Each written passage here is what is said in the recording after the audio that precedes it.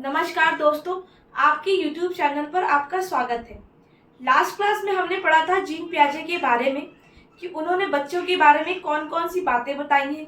उन्होंने एक बुक भी लिखी है बच्चों के बारे में। लास्ट क्लास में हमने सारी चीज़ें बहुत अच्छे से पढ़ी थी और आज की क्लास में हम पढ़ेंगे कि जीन पियाजे ने बच्चों के बारे में कौन कौन सी अवस्थाएं दी हैं, जो कौन कौन सी स्टेजेस बताए हैं। बच्चे की 4 स्टेजेस हैं, फर्स्ट, सेकंड, थर्ड, फोर्थ। उन्होंने बच्चे की 4 अवस्थाएं बताई हैं। पहली अवस्था है संवेदी पेशी अवस्था, जिसको हम इंग्लिश में बोलते हैं सेंसरी मोटर स्टेज, जो 0 से 2 वर्ष तक के बच्चों के लिए होती है। जो 2 वर्ष का बच्चा होता है वो बहुत छोटा बच्चा होता है, तो वो सारी चीजें कैसे ऑब्जर्व करता है? अपने सेंस ऑर्गन्स के थ्रू सारी चीजें टच करके, महसूस करके और उसको देखकर अपनी 5 ज्ञानेंद्रियों के माध्यम से सारी चीजों को ऑब्जर्व करता है।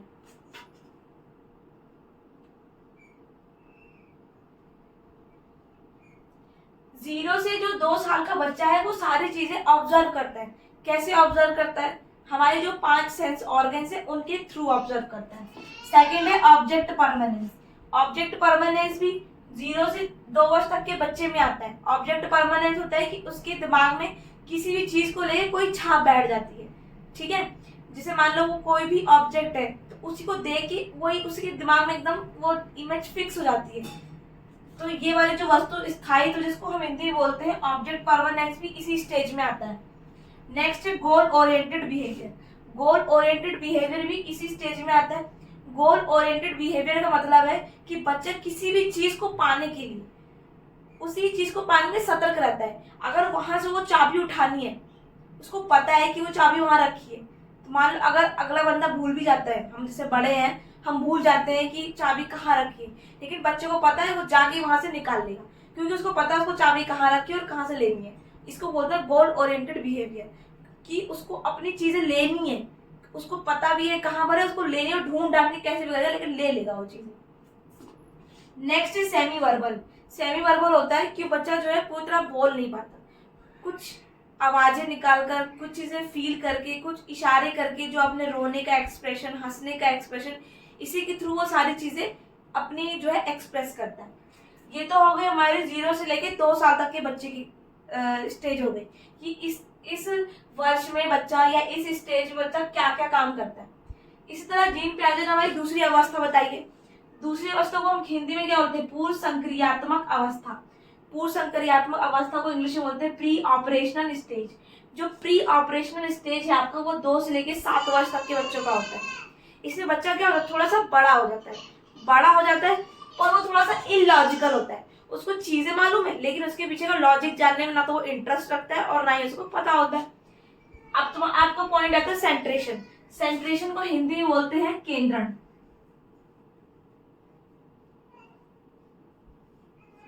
अब ये भी मैंने आपको लास्ट क्लास में बहुत अच्छे से समझाया था कि केंद्रण का मतलब होता है कि किसी एक चीज के बारे में सिर्फ एक ही पॉइंट ऑफ व्यू से सोचना। मतलब अगर वो सामने बड़ा दिख रहा है तो वो बड़ा है, उसके और डायमेंशंस नहीं देखना, तो उसको बोलते हैं सेंट्रेशन। इस वर्ष बच्चा क्या करता है? वो सेंट्रेशन ही सोच पाता है। वो मतलब किसी चीज की बहुत सारी क्वालिटीज नहीं सोच पाता। अगर मान लो अगर वो एक ग्लास देख रहा है तो उसको बड़ा है तो बड़ा ही दिखेगा। अब चाहे वो पतले में बड़ा हो चाहे वो बड़े में बड़ा हो, वो कैसे भी हो सकता है, लेकिन वो बस देखने में बड़ा है बस। दूसरा पॉइंट है इलॉजिकल। इसको हिंदी में बोलते हैं अतार्किक। इसको हिंदी में बोलते हैं अतार्किक। अतार्किक मतलब क्या होता है? जैसे मैंने अभी आपको बताया, जो 2 से लेकर 7 साल का बच्चा होता है उसको चीजों की लॉजिक के बारे में जानने में कोई इंटरेस्ट नहीं होता, वो अतार्किक होता है। मतलब उसको इंटरेस्ट भी नहीं होता, और जब इंटरेस्ट नहीं तो पता कहाँ से रहेगा। इलॉजिकल मतलब उसको बस चीजें पता है, उसके पीछे का कारण नहीं पता। नेक्स्ट है हमारा इरिवर्सिबिलिटी। इरिवर्सिबिलिटी का मतलब है कोई चीज है जो असेंडिंग ऑर्डर में जा रही है लेकिन उसको दोबारा से उसी में लाना बच्चा ये नहीं कर पाता। ठीक है, बच्चा बढ़ते क्रम में तो चला जाएगा लेकिन उसको वापस रिवर्स नहीं कर सकता, है ना। अब बच्चे को ये पता है कि अगर मैं पानी जो है फ्रिज में रखूंगा तो बर्फ जम जाएगी, लेकिन बर्फ से फिर पानी बन सकता है, ये चीज बच्चों को नहीं समझ में आती। इस स्टेज में बच्चों में इसकी भी बहुत बड़ी कमी पाई जाती है। नेक्स्ट ये बच्चा वर्बल होता है। इस स्टेज में क्या होता है, बच्चा बोल पाता है, अपनी हंसी खुशी और भूख प्यास हर चीज वो बोल सकता है, बोल के बताता है कि मुझे पानी चाहिए, खाना चाहिए। नेक्स्ट है एनिमिज्म। एनिमिज्म मतलब होता है कि बच्चा सिर्फ एक ही चीज को लेके बैठ जाता है, एक ही चीज के बारे में सोचता है। नेक्स्ट है ईगोसेंट्रिक। ईगोसेंट्रिक मतलब क्या होता है, बच्चा खुद से बात करता है, उसको चाहे आसपास कोई हो ना हो, वो खुद से बात करता है। नेक्स्ट है आपका इंडक्टिव मेथड।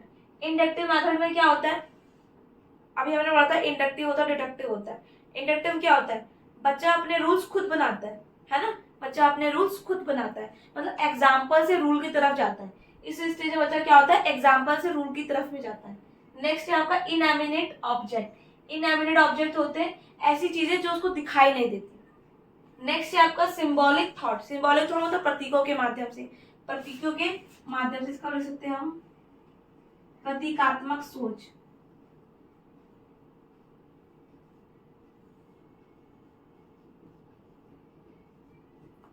प्रतीकात्मक सोच, बच्चा किसी सिंबल के बारे में, किसी इशारे से, कोई चिन्ह के माध्यम से बच्चा इसमें सीखता है। ये हमारी थी सेकंड स्टेज। इसमें बच्चा क्या क्या कर सकता है, बच्चे के अंदर सेंट्रेशन होता है, वो किसी चीज को एक ही तरह से देख सकता है। बच्चा इलॉजिकल होता है, इसमें इरिवर्सिबिलिटी होता है, बच्चा वर्बल होता है, एनिमिज्म होता है, इसमें ईगोसेंट्रिक होता है, इंडक्टिव मेथड यूज होता है, इसमें इनएमिनेट ऑब्जेक्ट होता है, सिंबॉलिक थॉट होता है। ये सारी चीजें क्या होती, आपको पेपर में क्वेश्चन डायरेक्टली पूछ लेगा कि ऑब्जेक्ट परमानेंस कौन से स्टेज में आता है, एनिमिज्म कौन से स्टेज में आता है। और सबसे बड़ी बात, आप इसको इंग्लिश में जितना अच्छे हो सके, जितना आप कर सको, इसको इंग्लिश में समझो, इसको इंग्लिश में याद करो। क्यों? क्योंकि हिंदी में चीजें क्या होती है, चेंज हो सकती हैं। हिंदी में कन्वर्जन अलग अलग तरह का हो सकता है, लेकिन इंग्लिश में एक ही रहेगा। तो अगर आप इसको इंग्लिश में सीखोगे ना, इंग्लिश में याद रखोगे, तो आपको चीजें हमेशा समझ में आएंगी और आपका क्वेश्चन कभी गलत नहीं होगा। अब हम आते हैं बच्चे की तीसरी स्टेज के ऊपर। बच्चे की तीसरी अवस्था कौन सी होती है, 7 से 11 वर्ष की होती है, जिसको हम बोलते हैं मूर्त संक्रियात्मक अवस्था। अब बच्चा क्या होता है, जो बच्चा यहाँ पर काम नहीं कर पाता ना, वो बच्चा सारे काम यहाँ कर लेता है। बच्चा यहाँ सेंट्रेशन था, यहाँ डिसेंट्रेशन हो जाएगा। बच्चा यहाँ एक चीज को एक ही तरह से देखता था, अब यहाँ बच्चे को एक ही चीज को बहुत तरह से देख लेगा, उसकी छोटा बड़ा ऊंचाई मोटाई हर तरीके से बच्चा इसको ऑब्जर्व करेगा। ठीक है, बच्चा यहाँ पर इलॉजिकल होता है, उसको लॉजिक पता करने में कोई इंटरेस्ट नहीं होता। लेकिन बच्चा यहाँ पर क्या होता है, लॉजिकल हो जाता है, वो हर चीज के बीच में लॉजिक जाना जाता है। जैसे बच्चा बोलता है फरवरी में 28 दिन क्यों होते हैं, साल के 12 महीने क्यों होते हैं, चांद राती में क्यों निकलता है, सूरज सुबह क्यों निकलता है ना। बच्चे को हर चीज का कारण जानना है, तो इसमें क्या होता है, बच्चा लॉजिकल हो जाता है। ठीक है, अब बच्चा क्या होता है, इसमें इरिवर्सिबिलिटी होता है, इसमें बच्चा रिवर्सिबिलिटी हो जाता है, क्योंकि बच्चे को बढ़ते क्रम और घटते क्रम, मतलब उसको मतलब पानी से बर्फ बनने समझ में आता है और बर्फ से पानी भी समझ लेता है कि कैसे हो जाता है। ठीक है, नेक्स्ट सीरिएशन आ जाता है। सीरिएशन, इसमें बच्चों को सीरिएशन नहीं आता, लैक ऑफ सीरिएशन होता है। बच्चा इसमें क्रमानुसार कोई चीज एडजस्ट नहीं कर पाता है इसमें, लेकिन इसमें क्या होता है, बच्चा सीरियल वाइज उसको एडजस्ट कर सकता है, छोटे फिर उससे बड़ा, फिर उससे बड़ा, उससे बड़ा, या फिर कोई काउंटिंग हो, कुछ भी हो, वॉट एवर। नेक्स्ट स्टेप का रिवर्सिबल, जो मैंने अभी बताया आपको, इसमें बच्चा इरिवर्सिबल होता है। ठीक है, बच्चा असेंडिंग ऑर्डर में जा सकता है, लेकिन डिसेंडिंग ऑर्डर में नहीं जा सकता। लेकिन इसमें बच्चा क्या करता है, असेंडिंग में भी जा सकता है और डिसेंडिंग में भी जा सकता है। नेक्स्ट क्या हमारा डिसेंट्रिक, अभी मैंने आपको बताया, जैसे यहाँ सेंट्रेशन है, बच्चा किसी एक चीज को एक तरह से सोचता है, इसमें बच्चा एक चीज को कई तरह से सोच सकता है। नेक्स्ट है आपका कंजर्वेशन। अब कंजर्वेशन मतलब क्या होता है, ये जो कंजर्वेशन है ये आपका मोस्ट इंपॉर्टेंट है। इसमें से एक क्वेश्चन आपका बनता ही बनता है, वो हर साल बनता है, चाहे जैसे बनाए हो, चाहे इसको एजर्शन में दे दे, चाहे इसको डायरेक्ट पूछ ले, चाहे स्टेज पूछ ले, चाहे मीनिंग पूछ ले, चाहे कैसे पूछ ले, आपको ये क्वेश्चन उसमें पूछना ही पूछना रहता है। तो इसकी चीज आपको इस मेंटल में, दिमाग में क्लियर होना चाहिए आपको कि कंजर्वेशन क्या होता है। अब कंजर्वेशन इसमें भी कई बार वो बोल देता है, लेकिन इसमें कंजर्वेशन बच्चों का नहीं हो पाता। कंजर्वेशन मतलब क्या होता है कि बच्चों को क्या होता है, कोई चीज का आकार नहीं पता होता है। ठीक है, जैसे मान लो मैंने एक बड़ा ग्लास लिया, ठीक, मैंने वो बड़ा ग्लास लिया, अब उसी की साइज मैंने छोटी बाल्टी ले ली, उसकी साइज की मैंने छोटी बाल्टी ले ली। अब बच्चे को तो ये तो पता है कि इसमें पानी आ रहा है, लेकिन अगर मैं वो ट्रांसफर कर दूंगी तो बच्चे को ये नहीं पता है कि उसको शेप का आइडिया नहीं होता कि ये शेप बड़ा है, ये शेप छोटा है, उसको ये समझ में नहीं आता। ठीक है, कि मतलब उसको ये नहीं पता होता कि जितना इसमें आ रहा है इससे ज्यादा इसमें आ सकता है ना, उसको इस चीज का, वो ये चीज नहीं समझ पाता है इसमें क्या होता है। इस स्टेज में बच्चा नहीं समझ पाता मतलब कंजर्वेशन क्या होता है, लैक ऑफ कंजर्वेशन। उसको शेप के बारे में आइडिया नहीं होता, उसको लगता है जो चीज लंबी है वो ज्यादा आती है, जो चीज छोटी है वो कम आती है। लेकिन ऐसा भी तो होता है, जैसे मान लो हमने कोई ग्लास ले लिया, ठीक है, वो बहुत लंबा है, ठीक है, हमने एक बाल्टी ले ली या एक टब ले लिया, ठीक, या कप ले लिया हमने। अब जितना इसमें पानी आता है ना उससे ज्यादा इसमें आएगा, पर क्या होता है, शेप का मैटर हो गया। बच्चा इसमें डिफरेंस नहीं कर पाता, उसको लगता है कि ये बड़ा ग्लास है तो इसमें ज्यादा पानी आएगा, ये छोटा है तो इसमें थोड़ा ही पानी आएगा।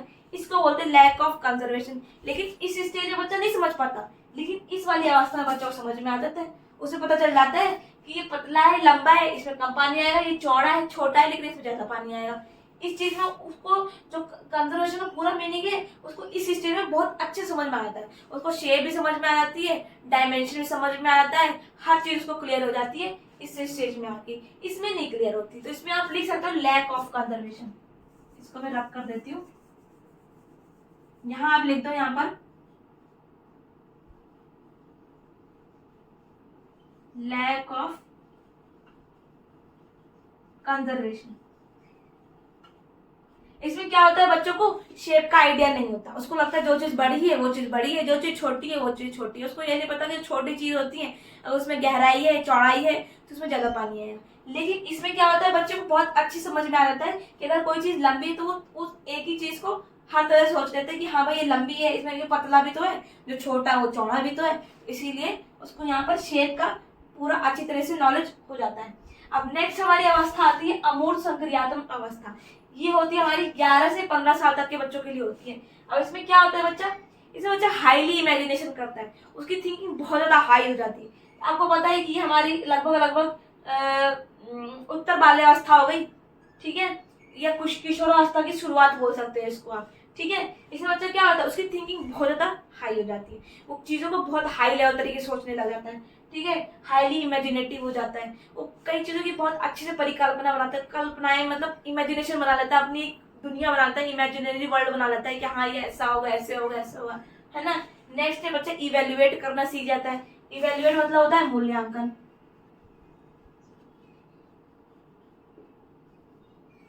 बच्चा इसमें क्या करता है, मूल्यांकन करना सीख जाता है, किसी चीज का कंक्लूजन निकालना सीख जाता है। नेक्स्ट है प्रॉब्लम सॉल्विंग एबिलिटी होती है। इसमें बच्चा क्या करता है, ये बच्चा सोचता है मैं सारी प्रॉब्लम खुद ही सॉल्व कर सकता हूँ, मैं खुद ही शहंशाह हूँ, मुझे किसी की जरूरत नहीं है ना। बच्चे इसमें ये सोचता है क्योंकि वो अपने पीर ग्रुप के साथ होता है, बच्चे में कॉम्पिटिशन होता है, बच्चे के पास जो प्रॉब्लम होती है वो सोचता है मैं सारा खुद ही सॉल्व कर लूँ। नेक्स्ट है तुम्हारा प्रॉब्लम सॉल्विंग हो गया। डिसीजन मेकिंग, वो अपने निर्णय खुद करता है। जैसे बच्चा थोड़ा बड़ा हो जाता है, 10+ हो जाता है, तो बच्चा खुद डिसीजन अपने, मामा आप मत बोलो मैं तो यही करूंगा, सब बच्चे यही कर रहे हैं मैं भी यही करूंगा, वो बच्चे ऐसा कर रहे हैं, वो बच्चा ऐसा कर रहा है, मैं भी वही करूंगा, आप कुछ पता नहीं है, यही बोलता है ना बच्चा। इस बच्चा क्या होता है, स्वयं निर्णय लेना चाहता है, सारी डिसीजन वो खुद ही लेना चाहता है। नेक्स्ट हो गया आपका डिडक्टिव मेथड। अभी मैंने आपको समझाया था कि सेकंड स्टेज में ये इंडक्टिव मेथड हो जाता है। बच्चा क्या होता है, एग्जाम्पल से रूल्स की तरफ जाता है। लेकिन इसमें क्या होता है, बच्चे को डायरेक्ट रूल दे दिया जाता है कि हाँ भाई अगर मल्टीप्लाई करना है तो वो ऐसे बता दे, भाई ऐसे है, इसको ऐसे ऐसे करके मल्टीप्लाई कर दो और तुम्हारा आंसर आ जाएगा, ठीक है। इसमें रूल से एग्जाम्पल जाता है, डायरेक्ट बच्चों को रूल पकड़ा देंगे, उससे तुम एग्जाम्पल करते रहो अपना, ठीक है। नेक्स्ट है आपका, ये तो मैंने समझा दिया आपको डिसीजन मेकिंग। नेक्स्ट है आपका हाइपोथेटिकल रीजनिंग। हाइपोथेटिकल रीजनिंग को हिंदी में हम बोलते हैं परिकल्पनात्मक तर्क। परिकल्पनात्मक तर्क, ठीक है। अब वही बात होगी, इसमें हाइपोथेटिकल रीजनिंग बच्चा नई नई अपनी परिकल्पना बनाता है, नई नई इमेजिनरी वर्ल्ड बनाता है, नई नई कॉन्सेप्ट बिल्डअप करता है कि हाँ भाई ये ऐसे है तो ये ऐसे भी हो सकता है, ये ऐसे क्यों नहीं हो सकता, ये वैसे क्यों नहीं हो सकता। उसके दिमाग में कई सारी चीजें उसके दिमाग में घूमने लग जाती है ना। तो अभी हमने क्या पढ़ा, आपकी ये जो जीन प्याजे का मैंने आपको समझाया है, ये मैंने आपको जो पिछली क्लास में बताया था बहुत अच्छे से मैंने समझाया है। आपको कहीं भी नोट्स बनाने की जरूरत नहीं, मैंने एक ही बोर्ड पे आपको सारी चीजें अवेलेबल करवा दी है। अब ये आज की क्लास में आपका जीन प्याजे पूरी तरह से कंप्लीट हो गया, गारंटी के साथ बोल सकते हो, इससे बाहर आपका जीन प्याजे आ ही नहीं सकता। अब ये मैंने जितनी भी स्टेजेस लिखी है ना, इस स्टेज में क्या क्या हो सकता है, जो जो हो सकता है मैंने वो सारी चीजें यहाँ पर आपको मेंशन कर दिए। आपको अलग से कोई नोट्स बनाने की जरूरत नहीं, आप चाहो तो स्क्रीनशॉट ले लो और रोज दिन इसको देखते रहो, आराम देते रहो, 1 मिनट नहीं लगे आपको इसको याद करने में, ये समझने में, है ना। मैं तो हम हमेशा आपको बोलती हूँ, कोई भी चीज़ है अगर आप उसको समझ के चलोगे तो आपको लंबे समय तक याद रहेगी, क्योंकि अभी तो आपको सीटेट तो आपकी फर्स्ट स्टेप है, इसके आगे आपको कई एग्जाम क्वालिफाई करने पड़ेंगे। और मैं आपको विश्वास दिलाती हूँ कि मैं ऐसे ही आपके साथ नोट्स शेयर करूंगी। आपको 10 पेजों का नोट्स नहीं पकड़ाना, कोई पीडीएफ नहीं देना, कुछ नहीं देना मैंने, क्योंकि मैंने भी सीटेट एग्जाम क्लियर किया हुआ है। मुझे पता है कि क्या चीजें डायरेक्ट पॉइंट टू पॉइंट पता होनी चाहिए, ज्यादा उसके पीछे राम कहानी जानने की क्या जरूरत है ना। हमें सीटेट का एग्जाम क्लियर करना है, कोई बहुत बड़ा एग्जाम तो है नहीं। जब बहुत बड़ा एग्जाम होगा तो उसके अकॉर्डिंग हम तैयारी करेंगे, है ना। तो ये जो मेन आपकी हेडलाइन होती है स्टेजेस में, यही मेन है, इससे बाहर और कुछ हो ही नहीं सकता।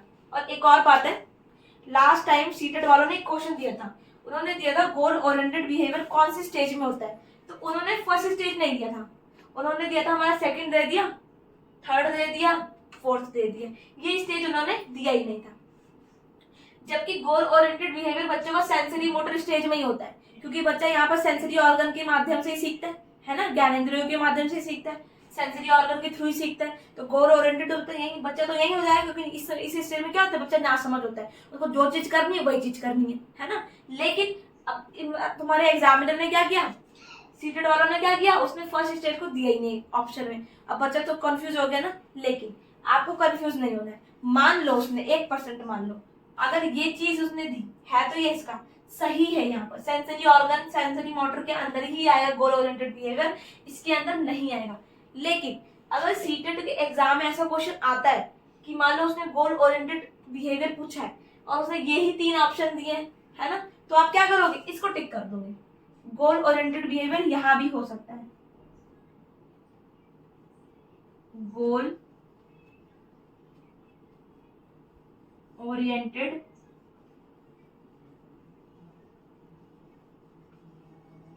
बिहेवियर, ठीक है, ये मैं यहाँ पे स्टार बना देती हूँ, ठीक है। इसमें क्या होता है, अगर मान लो उसने ये यहाँ पर एक गलत भी कर दिया तो आपके पास कम से कम एक क्रॉस क्वेश्चन का जो हमारी आंसर की आती है उस पे क्या बोलते हैं मार्क करने का हमारे पास एक चांस रहेगा कि ये जो ऑप्शन था आपने ऑप्शंस ही लिमिटेड कर देता है। अगर आपका सीटेट वाला एग्जामिनर ऑप्शन लिमिटेड कर देता है, आपको फर्स्ट नहीं देगा, तो आप किसको टिक करेंगे, सेकंड को ही टिक करेंगे, ना थर्ड को ना फोर्थ को, क्योंकि बच्चा इसमें बड़ा हो जाता है। आप खुद ही सोच के देखिए, बच्चा जब इसमें लॉजिकल हो गया है तो वो गोल ओरिएंटेड बिहेवियर जो होगा उसको बहुत समझदारी होगा ना इसमें, तो इसीलिए तो ये फर्स्ट में आया, सेकंड में तो ये आता ही नहीं पहली बार, ठीक है। और अगर आता भी है सीटेट के अकॉर्डिंग तो आप इसको टिक कर देना। बाकी जो गोल ओरिएंटेड है हमारा सेंसरी मोटर स्टेज में आता है, इसमें नहीं आता बच्चे का। समझ में आ गई आपको बात। तो आज हमने क्या पढ़ा, आज हमने पढ़ा जीन पियाजे की हमने सारी स्टेजेस बहुत अच्छे से पढ़ी है। आशा करती हूँ आपको बहुत अच्छे समझ में आया होगा। बिल्कुल भी घबराने की जरूरत नहीं है। अगर आपने फॉर्म फिल कर लिया है, लंबी गहरी सांस लीजिए, मैं हर एक चीज आपको करवाऊंगी। मैंने स्टार्ट आपका सीडीपी से किया है, क्यों किया, क्योंकि सीडीपी आपका बेस है। अगर आपका ये स्ट्रांग होगा तो आपकी जो पेडागोजी वाले मार्क्स है वो कहीं नहीं जाएंगे। अगर आपकी थ्योरी तरह से वीक भी है, लेकिन अगर सीडीपी और आपका पेडागोजी स्ट्रांग है तो आप सीटेट क्वालिफाई बहुत आराम से कर जाएंगे। इतनी टेंशन लेने वाली कोई बात नहीं है। बस आप मेरी क्लासेस बैक टू बैक देखते रहिए और मैं आपको इसी तरह से एक ही बोर्ड के अंदर आपको सारी चीजें क्लियर कर दूंगी। 10 बार मिटाने की जरूरत नहीं है, कुछ करने की जरूरत नहीं है। फटाफट आप स्क्रीनशॉट लो, याद करो, बस रोज रिलीज स्क्रीनशॉट जो आप लो उसको देख लो, बढ़िया। बस रोज रिलीज को देख लोगे ना, आपकी नजरों के सामने पॉइंट होकर गुजर जाएंगे। बस मैं आपको गारंटेड बोलती हूँ, इससे ज्यादा आपको जीन पहले वाला पूछ ही नहीं सकता हो।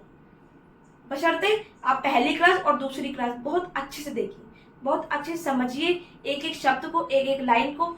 इन चीजों के पीछे आपको मीनिंग भी पता होना चाहिए, क्योंकि बच्चा अगर वो कोई कंडीशन दे देता है तो कम से कम आपको पता तो होना चाहिए को एनिमेशन क्या होता है, इकोसेंट्रिक क्या होता है ना। ये चीजें दिमाग में रखना और इसको बहुत अच्छे से पढ़ाई करो। और आपका सीटेट का एग्जाम जो है वो जुलाई अगस्त में होने वाला है, बहुत अच्छे से प्रिपरेशन करो और बिल्कुल भी घबराने की जरूरत नहीं है। बैक टू बैक मैं आपके लिए नोट्स लाती रहूंगी और मैं आपको सारी चीजें क्लियर करवाऊंगी। धन्यवाद। और अगर कोई आपको प्रॉब्लम है, कोई डाउट है तो आप प्लीज कमेंट कर सकते हैं। Thank you.